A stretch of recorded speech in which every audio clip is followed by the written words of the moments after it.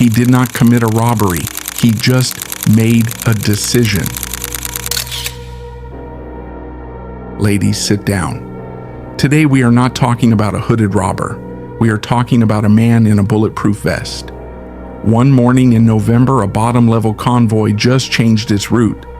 Toni Musulin, 39 years old, without a criminal record, without scandal. A model employee at Loomis, a cross-country transport company in Lyon. Every morning, he carried millions. Every night he went home. Calm, cold, methodical. The kind of man you forget after 2 sentences. And maybe that's why he succeeded. On a morning in Lyon, 3 men got into an armored van of the Loomis company. Among them, Toni Musulin, quiet, regular, without history. The morning proceeded normally, collection, deposit, stop, until a break. His 2 colleagues got out to take a break. Toni remained in the vehicle. He took one look in the mirror. No one looked at him. Then he left. Not a brutal attack, no detour, just one turn, one straight line, as if following the daily route, but in the opposite direction. He drove to the center of Lyon and entered an underground parking lot that he had reserved. He parked, he cut the engine, he took his bag, opened the van's trunk, over 11 million euros. Outside, no scream, no witness, not even a single camera. Toni vanished.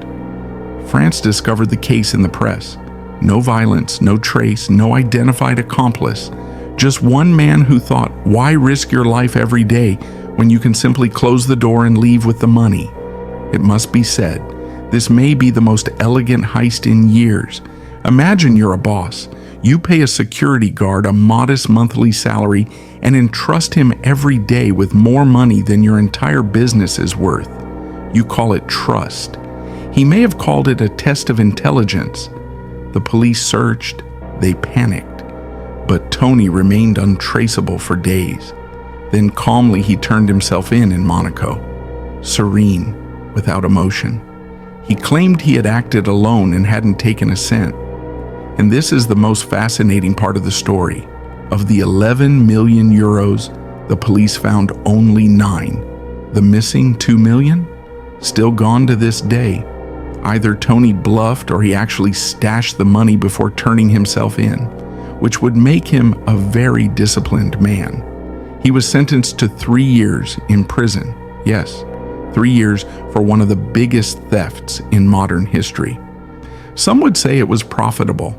Others, a sign of the decline of the justice system. But there's something to be learned here, that a crime without violence is punished lightly. That sometimes real power is simply knowing when to walk out the door.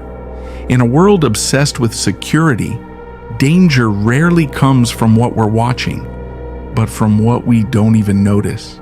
I'm not judging. After all, I'm just telling the story.